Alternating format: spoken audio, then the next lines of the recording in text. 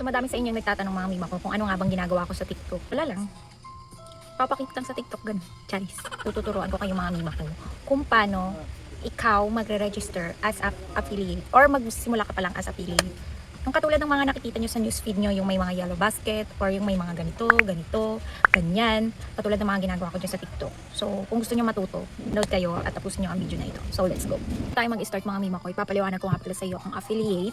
Or isa-shortcut ko na or isa-summarize ko na para sa inyo. Ikaw yung magiging parang endorser ng mga product ni seller. Parang endorser. So, ibebenta mo siya. Hindi na literal mga mima ko na sa'yo manggagaling yung product, kundi meron ka lang product na ipapakita mismo sa mga videos mo. Then pag nagustuhan ng mga mambibili or ng buyers mo, magkaka-commission ka galing kay seller. So ganun po yun mga mi. Hindi talaga nasa yung sarili na product. Manggagaling po yun kay seller. Tapos magkaka-commission ka.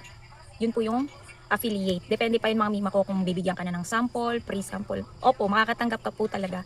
Or mabibigyan ka ng mga pre-sample pag pasok ka sa quality points or mga criteria ng mga seller. Depende yun mga mi. Tapos habang tumatagal, tumataas yung pre-sample na na-order mo. So yun, gets, come on, let's go. Una sa lahat mga mima ko, dapat meron kayong app ng TikTok. So as you can see mga mima ko, meron dyan 3 guhit sa mismong upper right. Pindutin nyo lang yun and then pindutin yung TikTok Studio. And then may makikita kayo dyan ng TikTok Shop for Creator. Pipindutin nyo yun. And then yan, makikita nyo na dyan yung mga criteria niya. Pasok tayo sa Meet Community Guidelines, 18 years old and above tayo. And then, i-double check nyo lang yung receive marketing, messages from TikTok Shop, and then apply. So, ang kinagandahan ngayon ni TikTok mga mi, 200 followers na lang ang kailangan mo. Kaysa sa dati na 600 or 1,000 plus pa ang nabuutan ko. So, ayan nga, kasi nga hindi pa nga siya umaabot ng 200 na followers. Kaya, sharing affiliate links lang ang pwedeng magawa netong account na ito. So, wag naman kayo mag-alala mga mima ko dahil ituturo ko din yung pag-share ng links para sa mga naman baguhan or mga hindi pa umaabot na 200 followers. Sa next na video na natin yung pag-usapan. Pero ito, i-verify na nga muna natin yung account niya as a affiliate. So, pipili lang kayo dyan ng mga valid IDs na available kayo. Pero mas maganda kung PhilSys or driver license. So, yan, naka-indicate naman dyan yung mga tamang pag-picture and then tamang pagkuha ng ID nyo. So, ganyan. Sa punto nga pala niyan, nakalagay pa dyan yung daliri ng kamay ko. Dapat pala hindi. Yung picture lang mismo or yung ID lang dapat yung makikita.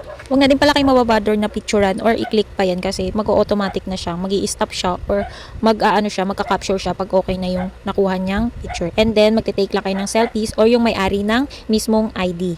So, yun lang, nakalagay na dyan. Pagkatapos nyo nang kumuha ng selfies, magdadirect na kayo mga mima ko sa mga pag-verify ng mga details ng mismong may-ari ng ID kung tama ba yung mga nailagay nila. So, i-correct mo lang para kung sakaling may hindi mali doon, may i-update mo siya. So, ganun lang. Parang pang-verify lang ng identity. Yun, go. And then, pag na-check mo na lahat, tapos tama naman lahat, i-click nyo na lang yung submit.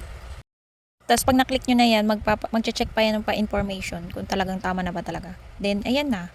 Go na go ka na mga mima ko. Isa ka ng affiliate na yan. Ngayon at alam nyo na, sabay-sabay tayong pumaldo ngayong 2026 mga mi. Huwag din kakalimutan i-like at i-share at mag-subscribe sa aking channel. Yan lang, bye-bye!